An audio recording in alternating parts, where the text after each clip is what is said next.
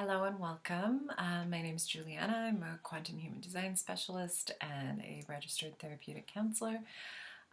I love talking about the gates and the gene keys and how they are really stories of what's not happening inside of us as individuals, but also on a collective level. Everything that I talk about in these videos is you will find in the collective, especially the shadow. And the work that we are here to do is to shift the shadow in ourselves so that it creates ripples to shift it into the world and in our collective thinking and belief systems in order to create the change that we're really looking for.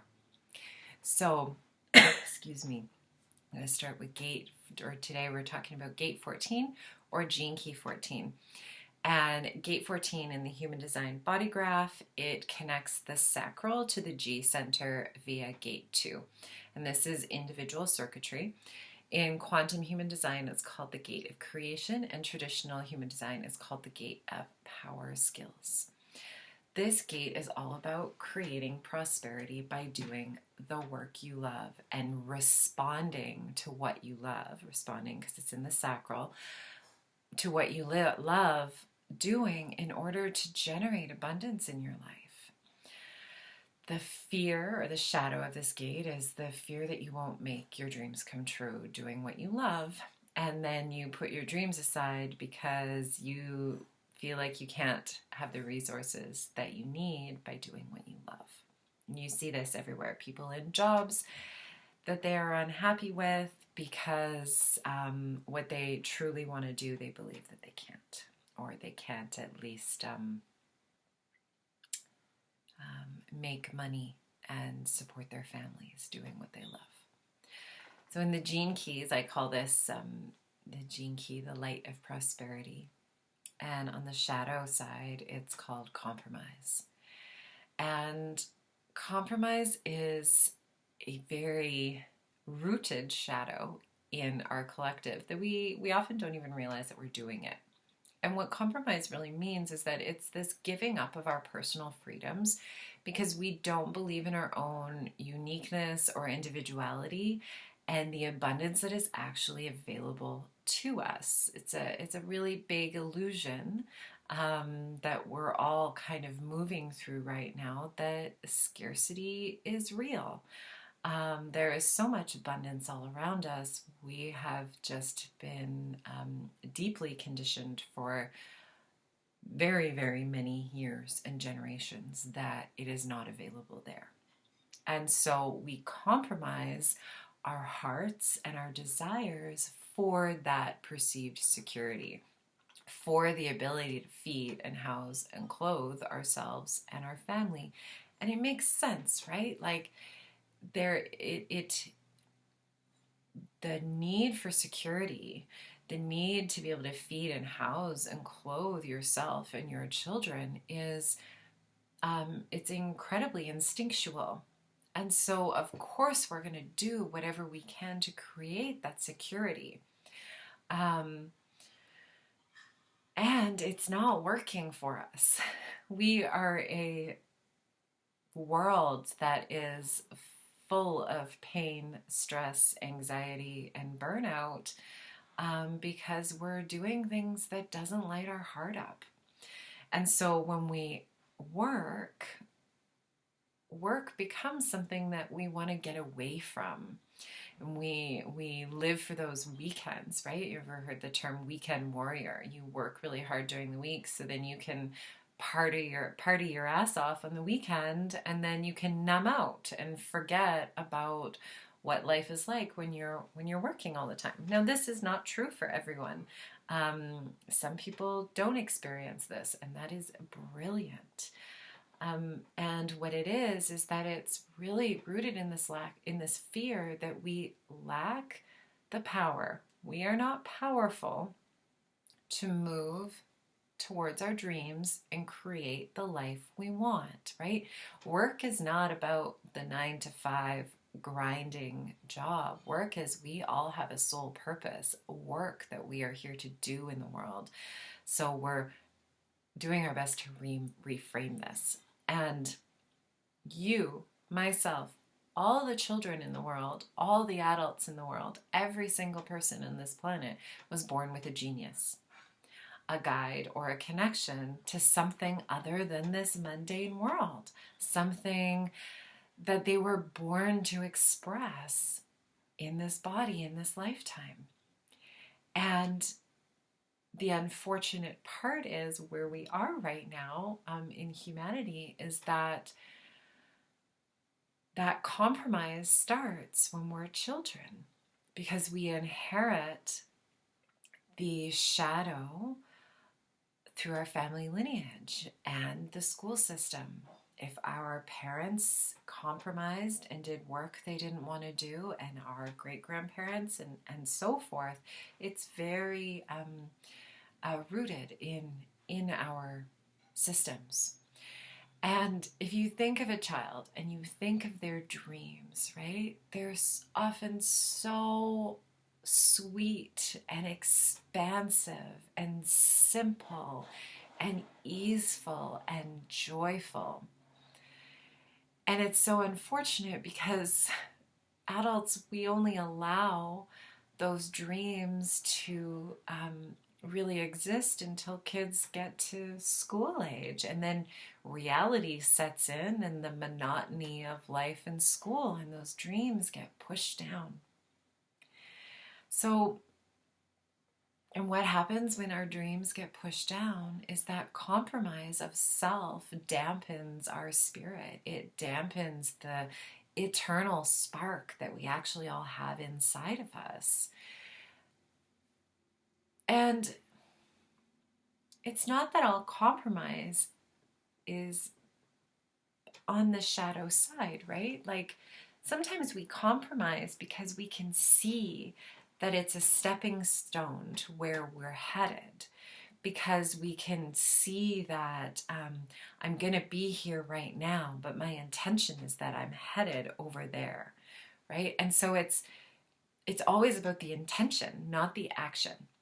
Right? Like anything in life, it's always about the intention that matters. So if you do something you're not particularly caring for, but you know that it's a bridge, that momentum keeps moving. But if you do something you don't like because you've been pressured by society, well, then all of that expansion and possibility and inspiration, that wind that would normally push you forward, drops out of your sails and turns into this heavy, slippery slope that can lead to general unhappiness in life, which then is often expressed through anxiety or depression or burnout, and then we think there's something wrong with us. So it's kind of this interesting thing. How can you do parts of your life, even if right now you're doing a job that is not so inspirational to you? How can you find things that also bring you inspiration in your life, knowing that you're headed in a different place? And so let's just talk about this prosperity word for a minute, because compromise doesn't bring us prosperity, because prosperity isn't about money. To be prosperous is about having the wholeness of life. It's about joy, creativity, spirit, and it's about abundance. And abundance isn't about money. Abundance is about having all that you need, right? And that is not just from money. It's also from people and connections and relationships and the forest and books that you like to read, or whatever you define as abundance. So this leads us to the gift of competence. And this word competence, I really had to sit with this, because how I understood it to I understood it to mean before I started looking this up, was that it's like you become competent at something, right? You know how to do something well, like bake a loaf of bread, or do an oil change, right? You become competent at speaking a different language. To me, it sounded quite mediocre or middle of the road, I guess you could say. But at its earliest root of the word, the etymological definition is that it means to fall together or come together or fit. And so I love this because we all have this genius inside of us that we were born with, that clicks in, that when we allow that genius space inside of us, it comes together with everything that we have learned up to this stage in our life. And when we stop making compromises for ourselves, that genius gets to expand and flourish. Competence is about being able to be flexible, enthusiastic, and efficient. It's about both. It's about thinking logically as well as intuitively. It's about creating and giving, but also receiving. It's about listening as well as responding. And it's about being so in alignment with yourself and your own way of doing things that you don't worry that it may never have been done before, or you don't worry that someone else has already done it, because your way, your genius is going to have it done differently, right? Like, perfect example, I have this gene key or this gate. It's in my, I think it's in my Uranus.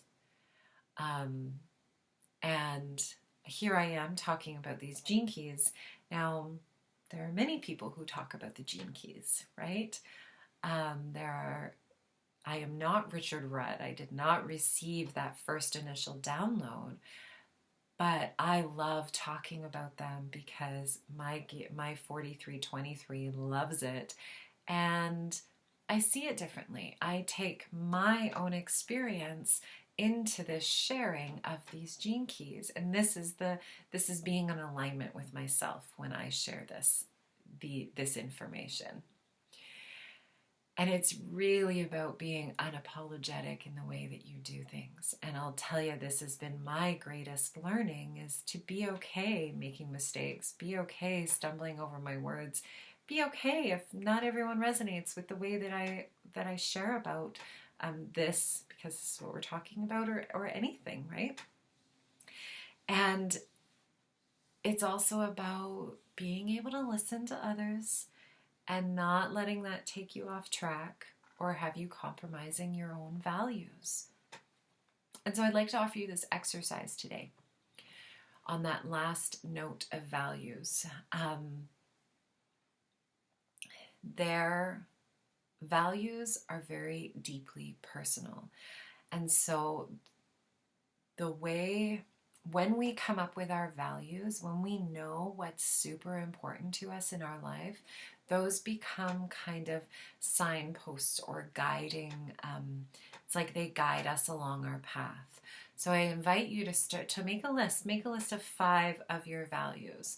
I'll tell you mine right now. My first one is magic. It's always magic. And magic to me means seeing the mysticism in life, seeing magic in the mundane. That is what has gotten me through many different challenging parts of my life.